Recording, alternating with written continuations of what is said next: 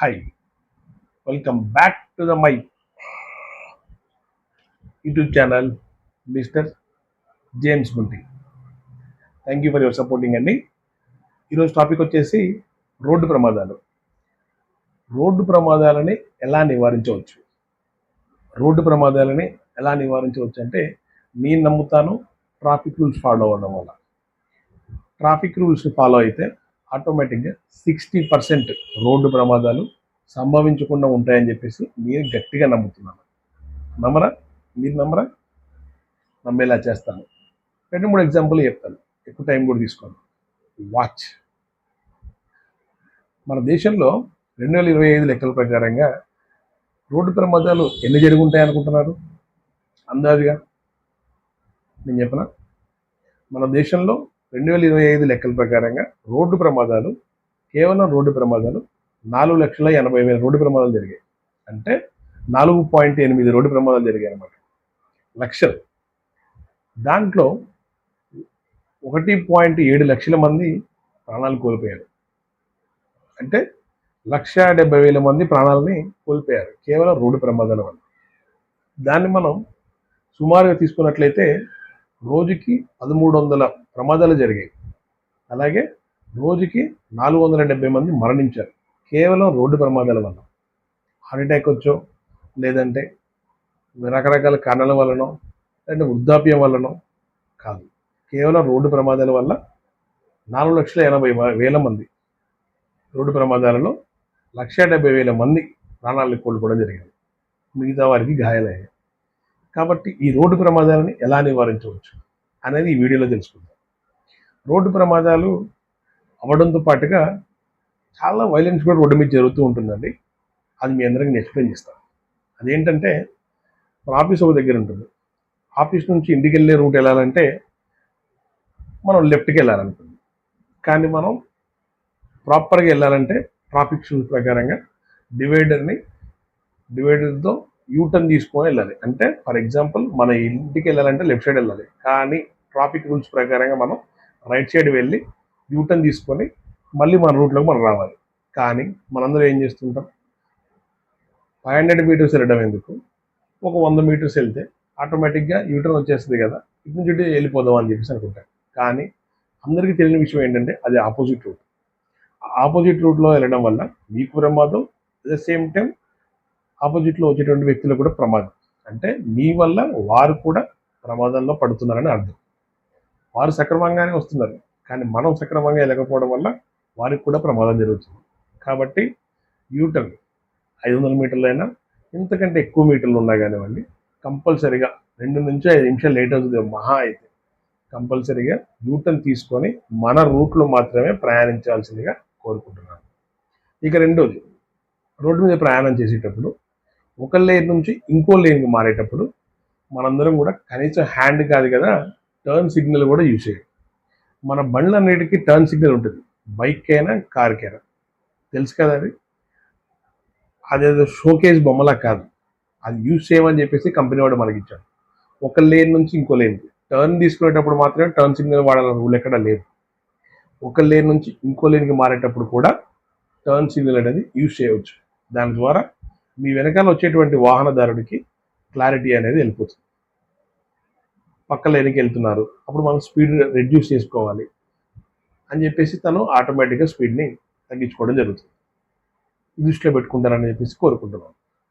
మరి ఒకటి, రోడ్డు మీద వెళ్తున్నప్పుడు ఆటో అన్నలు, మరీ ముఖ్యంగా ఆటో డ్రైవర్స్ ఎవరైతే ఉన్నారో, అన్న మీకు ప్యాసింజర్ కోసం ఆటోని ఒక 50 కిలోమీటర్ స్పీడ్గా అట్లా నడుపుతున్నారు, మీ వెనకాల బైక్ కూడా సేమ్ అదే స్పీడ్లో వస్తుంది. ప్యాసింజర్ కనపడ్డాడు, సడన్గా బ్రేక్ అప్లై చేస్తే వెనకాల ఉన్నటువంటి వాహనదారుడి పరిస్థితి ఏంటన్నా? కాబట్టి మీరు మిడ్ రోడ్లో డ్రైవ్ చేస్తారు, మళ్ళీ రోడ్డుకి పక్క కూడా కాదు, మిడ్ రోడ్లో డ్రైవ్ చేస్తారు. మిడ్ రోడ్లో డ్రైవ్ చేస్తున్నప్పుడు వాహనదారుడు వెనకాల ఉంటాడు, ముందు ఉంటారు, పక్కన ఉంటారు, రైట్ సైడ్లో ఉంటారు. సడన్గా బ్రేక్ అప్లై చేస్తే ఇంతమంది వాహనదారులు ఎక్కడికి పోవాలి? మీ ఆటో ఎక్కాలి అనుకున్నటువంటి ప్యాసింజర్ ఎక్కడికి వెళ్ళడన్నా నువ్వు ఒక 10 మీటర్ల దూరంలో ఆపు, ఖచ్చితంగా నీ ఆటోనే ఎక్కుతాడు. కాబట్టి ఒక్కసారి ఆటో అన్నలు ఇది దృష్టిలో పెట్టుకోండి ప్లీజ్. ఎందుకంటే నాకే చాలాసార్లు ఎక్స్పీరియన్స్ జరిగింది. సడన్ స్పీడ్లో వెళ్తూ ఉంటాము, మీరు సడన్గా బ్రేక్ అప్లై చేస్తారు. మీరు బ్రేక్ అప్లై చేస్తారని చెప్పేసి మేము ఊహించాం కాబట్టి డెఫినెట్గా వచ్చి మీ ఆటోకి డాష్ ఇచ్చేయాల్సి వస్తుంది. అప్పుడు మీరే కాదు, మేము అన్నెసరీగా ప్రమాదానికి గురవ్వాల్సి వస్తుంది. కాబట్టి మీరు ప్యాసింజర్ని ఎక్కించుకోవాలనే ఉద్దేశంలో ఉన్నప్పుడు, మీ ఆటో ఎంటీగా ఉన్నప్పుడు రోడ్డుకి సైడ్న డ్రైవ్ చేసుకుంటూ వెళ్ళండి. ఎవరైనా ప్యాసింజర్ కనపడినప్పుడు వెంటనే వెహికల్ ఆపినా ఎవరికి ఇబ్బందులు కలగకుండా ఉంటుంది. మిడ్ రోడ్లో డ్రైవ్ చేయడం వల్ల మీతో పాటు మాకు కూడా ఇబ్బందులు జరుగుతున్నాయి. కాబట్టి ఆటో అన్నలు కొంచెం దృష్టిలో పెట్టుకోవాల్సిందిగా చిన్న రిక్వెస్ట్. ఇంకొకటి, చాలామంది బైక్స్ కొనుక్కుంటున్నారు, చాలామంది కార్స్ కొనుక్కుంటారు. తప్పలేదు, కష్టపడి ఏదైనా కొనుక్కోవచ్చు. తల్లిదండ్రులు గిఫ్ట్గా ఇస్తారు, ఓకే, నో ప్రాబ్లం. కానీ షోరూమ్ నుంచి, ఆథరైజ్డ్ సెంటర్ నుంచి వచ్చే సైలెన్సర్ని తీసివేసి అన్ఆథరైజ్డ్ సైలెన్సర్స్ని చాలామంది యూజ్ చేస్తున్నారు. ఎందుకు? దానివల్ల మీకు వచ్చే ఉపయోగం ఏంటి? కిక్కా, హ్యాపీనెస్సా, మజానా, లేకపోతే ఇంకేంటి?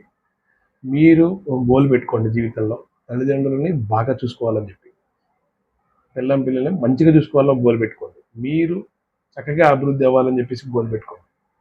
వాటిలో గోల్ పెట్టుకొని రీచ్ అయితే అదొక కిక్ వస్తుందిలే. కానీ బండికి సైలెన్సర్ని పీకేసి అనాథరైజ్డ్ సైలెన్సర్ని యూజ్ చేయడం వల్ల కిక్ ఏమొస్తుంది? దానివల్ల కిక్ కాదండి, తలలో పోటు వస్తుంది జనాలకి. మీరు రోడ్ మీద ట్రావెల్ చేసేటప్పుడు చిన్నపిల్లలు పడుకొని ఉండొచ్చు. చిన్నపిల్లలకి హార్ట్ అనేది చాలా సెన్సిటివ్గా ఉంటుంది, వాళ్ళ మనసు చాలా సెన్సిటివ్గా ఉంటారు. ద సేమ్ టైం చాలా ముసలి వాళ్ళు కూడా ఉంటారు, వారికి హార్ట్ పేషెంట్స్ కూడా ఉండొచ్చు ఇంట్లో. కాబట్టి వారిని దృష్టిలో పెట్టుకోండి.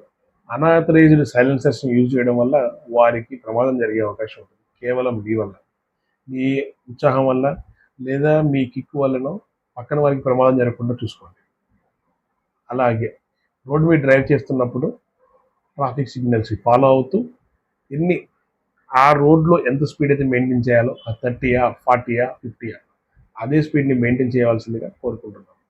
యాక్సిడెంట్ జరగడం అంటే ఒక వాహనం వెళ్ళి ఇంకొక వాహనాన్ని ఢీకొట్టడం కాదండి. వారి జీవితాలు, వారి కుటుంబ సభ్యుల జీవితాలు మొత్తం కూడా తల్లకిందులు కావడం. మిమ్మల్ని నమ్ముకొని ఇంటి దగ్గర తల్లిదండ్రులు, అట్ ద సేమ్ టైం మీ పిల్లలు కూడా వెయిట్ చేస్తూ ఉంటారు. కాబట్టి వారి కోసమైనా కానివ్వండి, వాహనం డ్రైవ్ చేసే ముందు ఒకసారి వాళ్ళని తలుచుకోండి. డెఫినెట్గా మీ దృష్టిలో వాళ్ళు ఉన్నప్పుడు చాలా స్లోగా వెళ్ళాలనిపిస్తుంది. అన్నెసరీగా యాక్సిడెంట్స్కి గురి కాకండి, ప్రాణాలని కోల్పోవద్దండి. జీవితం చాలా అమూల్యమైనది. ఇటువంటి జీవితం మళ్ళీ మళ్ళీ రాదు. మళ్ళీ పుడతామా ఏంటి? పుట్టాం కదా. కాబట్టి ఆలోచించుకోండి, చాలా జాగ్రత్తగా డ్రైవ్ చేయండి. ట్రాఫిక్ రూల్స్ని ఫాలో చేద్దాం, మన కుటుంబ సభ్యులకి అండగా ఉందాం, తోటి వారికి ఇన్స్పిరేషన్గా బతుకుదాం. బోరింగ్ టాపిక్ అనిపించవచ్చు అందరికీ, అయినా ఏం పర్లేదండి.